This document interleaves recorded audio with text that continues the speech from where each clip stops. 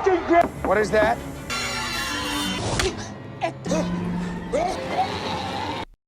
Movie की शुरुआत में हम देखते हैं कि एक जवान लड़की जिसका नाम आलिया है कुछ आदमियों से बचकर जंगल की तरफ भाग रही है। अब सामने आता है जो आदमी उसके पीछे भाग रहे हैं वो उसके फैमिली मेंबर्स हैं। आलिया भागते भागते लेक में गिर जाती है लेकिन एक आदमी उसको डूबने से बचा लेता है। अब इसके बाद हम देखते हैं कि सीन बैंक की तरफ चला जाता है। यहाँ एक आदमी जिसका नाम रैक्स है लाइन में खड़ा होकर आगे की तरफ देख रहा है। ये पता तो नहीं चलता कि वो यहाँ क्यों खड़ा है, लेकिन हाँ वो अपनी क्रश मैडी को देखने के लिए आया है। जैसे ही रैक्स मैडी से बात करने लगता है चोर सिक्योरिटी गार्ड को मारकर बैंक के अंदर घुस जाते हैं। अब इस सिचुएशन की वजह से बैंक का माहौल बहुत ही तांडव भरा हो जाता है। रैक्स देखता है कि एक औरत के बैग में गन है लेकिन वो इस डेंजरस सिचुएशन में कुछ नहीं कर पा रही है। अब रैक्स अजीब सी हरकत करता है और ऐसे लगता है कि वो अपने इमोशन छुपाने की कोशिश कर रहा है। रैक्स के साथ कुछ अनएक्सपेक्टेड सी चीज होती है। जिस लेडी के बैग में गन है वो बैग रैक्स के पैरों में आकर गिर जाता है। अब हम देखते हैं कि कोर्ट का सीन दिखाया जा रहा है। यहाँ पता नहीं क्या हुआ है लेकिन रैक्स पर चोरों को मारने के लिए जज मुकदमा चला रहा है, ये जानने के बाद भी कि उसने एक हीरो की तरह काफी लोगों की जान बचाई।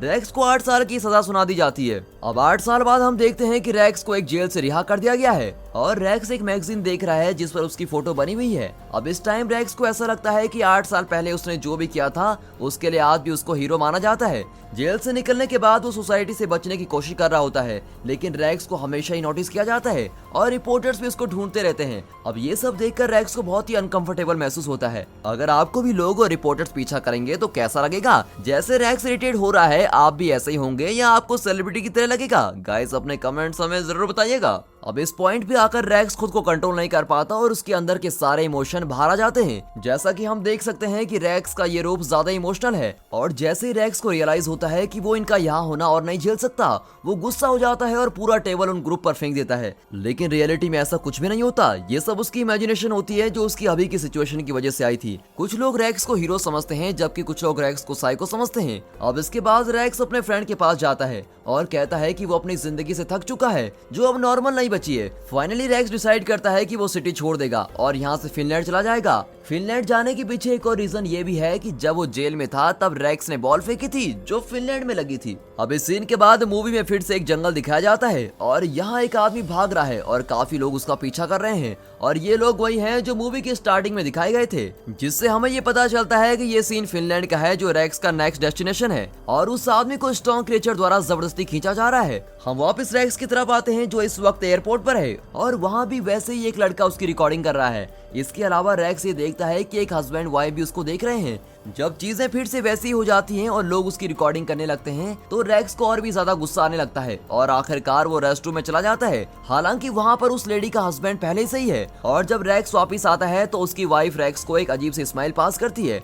अब हम देखते हैं कि रैक्स फिनलैंड पहुंच गया है और वो टैक्सी का वेट कर रहा है और थोड़ी दूर एक ड्राइवर उसको देख रहा है। वो ड्राइवर दूसरे ड्राइवर को कट करके रैक्स के सामने आकर खड़ा हो जाता है। जब रैक्स टैक्सी में होता है तो वो ड्राइवर एक एनेस्थेटिक गैस छोड़ देता है जिसकी वजह से रैक्स धीरे धीरे बेहोश होने लगता है। अब सीन में एक घर दिखाया जाता है। यहाँ एक फैमिली डिनर कर रही है और हैरानी वाली बात तो यह है कि रैक्स को उनके घर के बेसमेंट में किडनैप करके रखा हुआ है। अब रैक्स के हाथ बने हुए हैं और उसकी एक लात काट दी गई है। जब रैक्स को यह फील होता है तो वो जोर जोर से चिल्लाने लगता है लेकिन उसको कोई चुप करा देता है और बाद में पता चलता है कि वो उसकी अंतरात्मा की आवाज है जो रैक्स को शांत करने के लिए कह रही है। अब इसके बाद हम देखते हैं कि वो रैक्स को उसके सारे इमोशन निकालने के लिए कहता है जो भी उसके साथ हुआ है। उसकी अंतरात्मा होशियारी से काम करती है और रैक्स की लाइफ और डेथ में एक इम्पोर्टेंट रोल निभाती है। वो इस सिचुएशन को एनालाइज करती है जो कुछ भी रैक्स के साथ हुआ है और अपनी ऑब्जर्वेशन कंप्लीट करने के बाद रैक्स की अंतरात्मा ये पता लगाती है कि उसके अपराधी वो कपल हैं जो उसको एयरपोर्ट पे मिले थे। जब रैक्स अपने सिचुएशन पर रो रहा होता है तब उसकी अंतरात्मा यहाँ से निकलने की आइडिया सोच रही होती है। सोचने में तो ये बड़ा अजीब लगता है कि हमारी अंतरात्मा बाहर आकर हमारी हेल्प करे, लेकिन ऐसा हो तो कैसा लगेगा? अगर आप इस वक्त रैक्स की जगह होते तो क्या करते? दोस्तों जरूर बताइएगा कमेंट्स में। अब क्योंकि रैक्स के हाथ काफी कसकर बंधे हुए हैं इसलिए रैक्स की अंतरात्मा कोई और प्लान ढूंढती है ताकि वो जिंदा रह सके।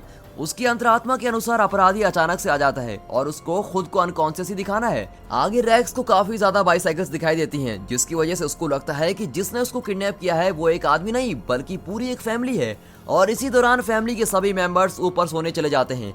फैमिली का छोटा लड़का जिसका नाम ओलिवी है वो अभी तक सोया नहीं है और उसको विक्टिम को देखने की काफी दिलचस्पी है। अब रैक्स के पास ज्यादा टाइम नहीं है कि वो रस्सी को खोल सके। रैक्स अपनी शांति से रस्सी को खोलने की कोशिश करता है और दूसरी तरफ ओलिवी नीचे बेसमेंट में जाने का डिसाइड करता है। अब रैक्स के एफर्ट्स गलत हो जाते हैं क्योंकि रस्सी काफी थिक होती है। जैसे ही ओलिवी नीचे रूम में आता है और रैक्स खुद को अनकॉन्शियस प्रिटेंड करता है। बाद में रैक्स को पता चलता है कि जो इंसान नीचे आया है वो तो एक छोटा बच्चा है। रैक्स फिर एक प्लान बनाता है और बच्चे को अपनी इंश्योरेंस पॉलिसी बनाकर यूज करता है। वो ओलिवी के फेस पर अपने कटी हुई लात से मारता है और उसको अपनी थाइस पर पकड़ लेता है। लेकिन तभी दिखाते हैं कि ऊपर उसकी बड़ी सिस्टर को रियलाइज होता है कि वो बेड पर नहीं है और वो उसको बेसमेंट में ढूंढने के लिए आ जाती है। और ये बात सामने आती है कि इस लड़की का नाम आलिया है और ये वही लड़की है जो पहले कुछ लोगों से डरकर भाग रही थी।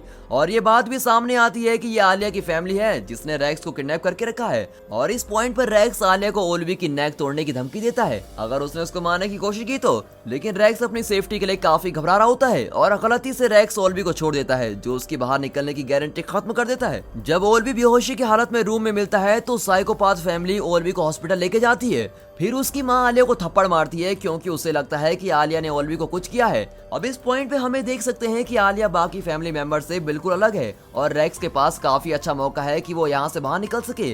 रैक्स की इस उम्मीद को बल तब मिलता है जब आलिया रैक्स के साथ अपनी शादी इमेजिन करने लगती है। इसका मतलब यह है कि आलिया रैक्स को पहली बार से पसंद करती है। आलिया की फैमिली हॉस्पिटल में है इसीलिए आलिया जल्दी से रैक्स को देखने नीचे जाती है और उसकी लात का इलाज करती है। आलिया अपनी फीलिंग रैक्स को बताती है और रैक्स को स्टोरी बताती है कि कैसे उनकी फैमिली लोगों को किडनैप करने लगी और उसके बड़े भाई के लिए उन लोगों को खाने के लिए इस्तेमाल करने लगी। अब आलिया बताती है कि जब से उसके बड़े भाई का जन्म हुआ तब से वो इस बीमारी से जूझ रहा है और उसको लोगों का मांस खाने की आदत है और ये उसको तब पता चला जब उसने अपने पापा को बचपन में ही काटना शुरू कर दिया था। इसीलिए तब से अपने बड़े भाई की भूख मिटाने के लिए उसकी फैमिली ने लोगों को किडनैप करना स्टार्ट कर दिया। लेकिन आलिया ने इसके लिए कभी भी एग्री नहीं किया और आलिया बताती है कि जब उसके बड़े भाई को लोगों का मांस अच्छा नहीं लगता तो वो किसी और ह्यूमन को ढूंढते हैं। और फिर आलिया बताती है कि कैसे रातों की रात गुजरती रही और आलिया के सामने डेथ आती रही। इसलिए आलिया ने कई बार अपनी फैमिली से भागने की कोशिश की है लेकिन हर बार उसको पकड़ लिया जाता है और वुडन केज के अंदर बंद कर दिया जाता है जो उसके पापा ने बनाया है। आलिया अपनी स्टोरी बताने के बाद रैक्स से सॉरी फील करती है और एक नाइफ वहीं छोड़ देती है और रैक्स को कहती है कि वो खुद नाइफ ले ले।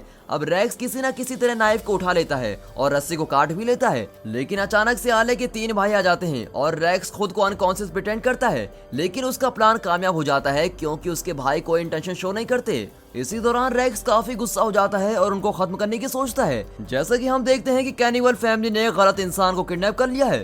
उसके बाद वो देखते हैं कि रैक्स की लात पर बैंडेज की गई है और वो आलिया को ढूंढ के उसके रूम में जाते हैं लेकिन आलिया बेसमेंट में छुपी होती है और एकदम से उसके भाई बेसमेंट में आ जाते हैं और आलिया को अपने साथ ऊपर लेके जाते हैं। उसके बाद रैक्स को किसी लिक्विड से इंजेक्ट किया जाता है जिससे वो जोर जोर से हंसने लग जाता है। अब हमें वापस 8 साल पहले का सीन दिखाया जाता है। यहाँ रैक्स रॉबर्ट्स को बैंक में मार रहा है और हम देखते हैं कि रैक्स कितनी बेरहमी से उन लोगों को जान से मार रहा है। ऐसा लगता है कि उसको अंतरात्मा रोक रही है। उसकी इतनी बेरहमी से मारने के बाद भी वो लोगों की नजरों में एक हीरो बन गया है। और हम देखते हैं कि जब रैक्स अपनी लवर को बचाने की कोशिश करता है तो चोर इस बात से डर गया था कि रैक्स परवाह नहीं करता कि कौन मरेगा। मैडी को छोड़ने के बाद रैक्स अपने ईगो में आकर उस चोर को शूट कर देता है और चोर गलती से कबर्ड पर फायर कर देता है और बैंक का एम्प्लॉय कबर्ड के पीछे छुपा होता है जिसकी डेथ हो जाती है। रैक्स ने अपनी डिजायर को सेटिस्फाई करने के लिए किसी मासूम की जान ले ली है और यही रीजन होता है कि रैक्स को 8 साल की सजा हो जाती है। और जब रैक्स को इतने सालों की सजा सुना दी जाती है तो मैडी जिसको रैक्स ने बचाया था वो रैक्स से अपने सारे संबंध खत्म करना चाहती है क्योंकि वो इतने साल तक उसके इंतजार में अपना टाइम वेस्ट नहीं कर सकती। अब हम वापस रैक्स के पास आते हैं जो इस वक्त अनकॉन्शियस है लेकिन वो होश में आने की कोशिश करता है। वो देखता है कि साइकोपाथ उसकी दूसरी लात को भी काट रहे हैं। वो एकदम से साइकोपाथ को किक करता है और साइकोपाथ वहां से एनेस्थेटिक लेके भाग जाता है। उसी वक्त रैक्स नाइफ से रस्सी काटने की कोशिश करता है और जैसे ही वो आदमी रैक्स के पास आता है तो रैक्स उसके कान के अंदर चाकू मार देता है। रैक्स अब कुछ टूल्स और वेपन्स ढूंढता है जिसकी हेल्प से वो वहां से बाहर निकल सके। अगले सीन में हम देखते हैं कि रैक्स गोल्फ स्टिक को अपनी लात से अटैच करके किसी न किसी तरीके से घर के टॉप फ्लोर पे पहुंच जाता है। जब वो बेसमेंट से बाहर निकल जाता है तब रैक्स की अंतरात्मा आलिया को भी बाहर निकालने के लिए कहती है। रैक्स बाहर जाने लगता है लेकिन उसको उसकी अंतरात्मा के वर्ड्स याद आते हैं और ऐसा लग रहा है जैसे वो दोनों डिसाइड करते हैं कि आगे क्या करना है। जब ओलिवी के पेरेंट्स घर वापस आते हैं तो वो खून के दाग देखकर हैरान रह जाते हैं। अभी उनको पता चलता है कि उनके बच्चे सोए नहीं हैं। वो अपने बच्चों को बुलाते हैं और रैक्स के भागने की वजह से उनको डांटते हैं। अब उन्हें डर लगता है कि रैक्स कहीं पुलिस को न लेकर आ जाए और वो सब घर छोड़कर जाने का प्लान बनाते हैं। लेकिन ऐसा लगता है कि उनका प्लान फेल हो चुका है क्योंकि रैक्स टेबल के नीचे उनका वेट कर रहा था। अब रैक्स बारी बारी करके सभी को नेल गन से मार डालता है। जब वो उसकी मां को मारने की कोशिश करता है तो नेल बुलेट साइड से निकल जाती है और फिर रैक्स अपनी गोल्फ स्टिक से जो उसने अपनी लात पर बांधी है उससे ओल्वी की मां को मार डालता है। अब उसका बेटा ये सब देखता है और रैक्स पर अटैक करने की कोशिश करता है, लेकिन रैक्स उसको चाकू से जान से मार डालता है। अब आलिया की मां जब होश में आने लगती है तो आलिया अपनी मां को जान से मार डालती है। इस भयानक घटना के बाद भी उन्हें पता चलता है कि वो अभी भी फ्री नहीं हुए हैं क्योंकि उन्हें अभी आलिया के बड़े भाई कैनिबल को झेलना है। आलिया का बड़ा भाई अचानक से स्टेयर्स के नीचे आ जाता है और उसकी बॉडी बहुत ही बड़ी है जैसे किसी मॉन्स्टर की होती है। आखिर में रैक्स और कैनिबल के बीच लड़ाई हो जाती है। जब रैक्स फ्रिज का दरवाजा खोलता है तो वो देखता है कि उसकी लात अभी भी फ्रिज में है और उसको अभी तक कैनिबल ने खाया नहीं है। रैक्स अपनी लात को फ्रिज से निकालता है और कैनिबल के मुंह के अंदर घुसा देता है और ये सब खत्म हो जाने के बाद रैक्स आलिया को अपने साथ अमेरिका ले जाता है और यहाँ वो एक साथ रहने का डिसाइड करते हैं। अब हम देखते हैं कि रात में आलिया और रैक्स अपने दोस्तों के साथ हैंग आउट कर रहे हैं और उनमें से एक लड़की रैक्स में इंटरेस्ट शो करती है और ये देखकर आलिया को जेलसी होने लगती है। अब इस मोमेंट पर हमें ये पता लगता है कि आलिया भी अपने ईगो को बदल सकती है जैसे कि रैक्स करता है। आलिया इमेजिन करती है कि उसने उस लड़की को मारा है जो उसको जेलस फील करवा रही है और ये दिखाता है कि वो दोनों एक दूसरे के लिए परफेक्ट हैं और वो दोनों ही अपने ईगो को बदल सकते हैं। और इसी दौरान हम देखते हैं कि आलिया की फैमिली का सबसे छोटा बेटा धीरे धीरे ठीक हो रहा है और वो अपनी फैमिली की डेथ का बदला लेने की तैयारी कर रहा है। और यहाँ पर ये मूवी खत्म होती है। दोस्तों अगर आपको मूवी अच्छी लगी हो तो मूवी को लाइक और चैनल को सब्सक्राइब जरूर करें। And finally thanks for watching.